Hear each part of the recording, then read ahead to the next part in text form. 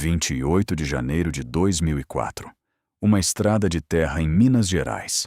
4 servidores públicos seguiam para mais uma fiscalização de rotina. E nunca voltaram.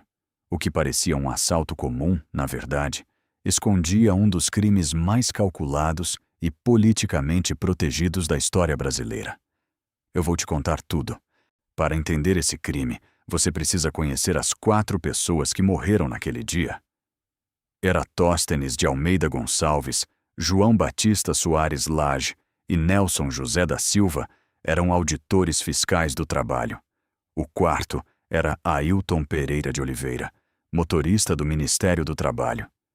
Eles não eram investigadores de crimes violentos, eram servidores públicos que faziam um trabalho que muita gente poderosa no Brasil não queria que fosse feito: fiscalizar fazendas em busca de trabalho escravo.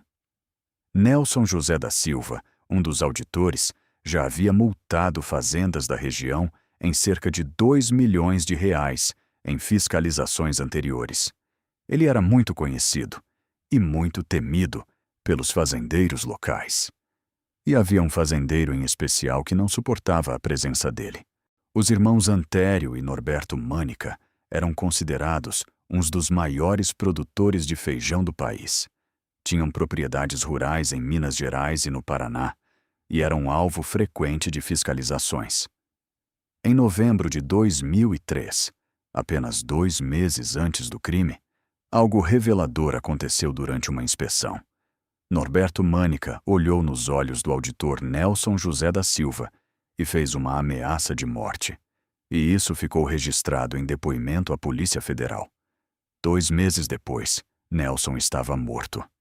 A denúncia que levava os fiscais ao local naquele 28 de janeiro era de que os empregados da fazenda não tinham registro em carteira, recebiam salários abaixo do mínimo e eram submetidos a condições precárias de alimentação e higiene, caracterizando o trabalho análogo à escravidão. Para os Mânica, aquela fiscalização não podia acontecer. E eles já tinham um plano. Era cedo da manhã quando os 4 saíram para mais um dia de trabalho. Ninguém imaginava que seria o último. A fazenda Bocaina era conhecida na região. Propriedade da família Mânica, um dos maiores produtores de feijão do país. Nelson José da Silva já havia fiscalizado aquelas terras antes, já havia aplicado multas, já havia encontrado irregularidades graves. E Norberto Mânica nunca esqueceu isso. O plano foi executado com frieza. Pistoleiros contratados esperavam na estrada. Quando o veículo do Ministério do Trabalho se aproximou, a armadilha foi acionada. Eles simularam um assalto, abordaram o carro e abriram fogo. Eratóstenes, João Batista e Nelson foram atingidos em cheio. O motorista Ailton também foi baleado. 2 balas alojadas na cabeça. Mas Ailton não parou. Com os colegas desacordados ao seu lado, sangue por todo o veículo, ele pisou fundo no acelerador e fugiu por 7 quilômetros.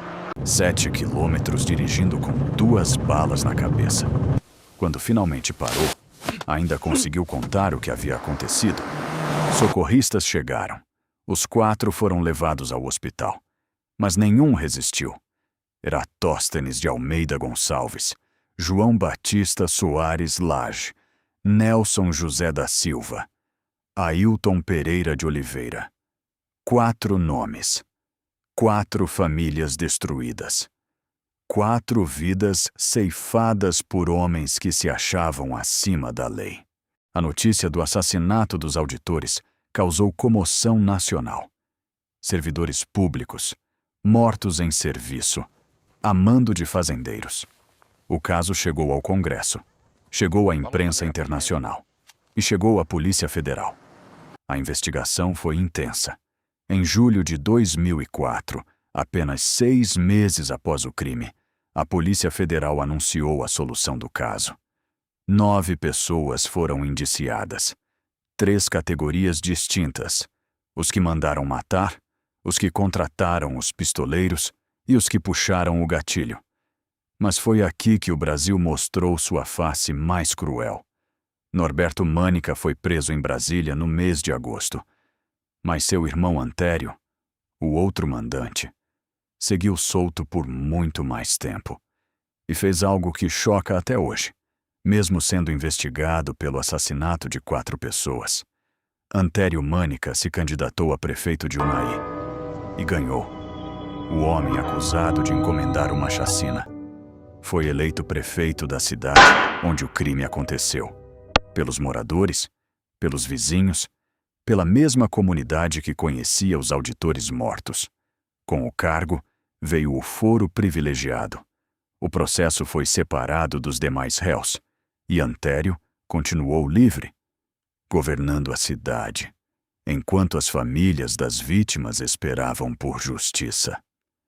O sistema não falhou por acidente. O sistema foi usado como escudo. Em 2013, os executores do crime foram condenados. Rogério Alan Rocha Rios recebeu 94 anos de prisão. Erinaldo de Vasconcelos Silva, 76 anos, e William Gomes de Miranda, 56 anos. Mas os mandantes, os que ordenaram os assassinatos, esses ficaram soltos por muito mais tempo. Apenas em outubro e novembro de 2015, 11 anos depois do crime, Norberto e Antério Mânica foram condenados. As penas chegaram a 99 e 100 anos de prisão, mas eles recorreram em liberdade. Norberto Mânica só foi preso em janeiro de 2025, 21 anos após o crime, capturado em Nova Petrópolis, no Rio Grande do Sul. Ele tentou ocultar a própria identidade, mas foi reconhecido. 21 anos.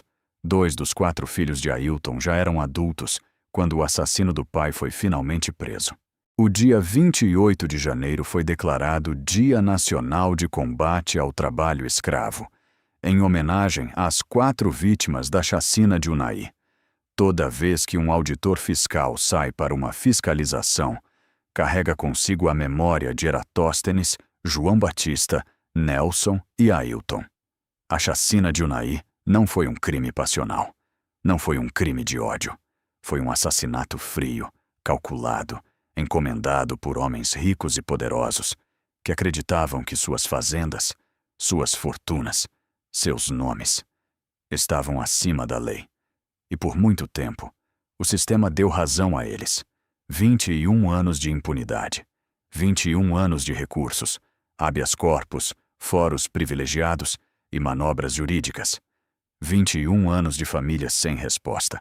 Mas os mártires de Unai não foram esquecidos. Auditores fiscais continuaram trabalhando. Sindicatos continuaram lutando. E a justiça, lenta, imperfeita, cheia de tropeços, finalmente chegou. Norberto Mânica preso em 2025. Antério Mânica condenado. Os executores atrás das grades. O Brasil tem uma dívida com esses 4 servidores.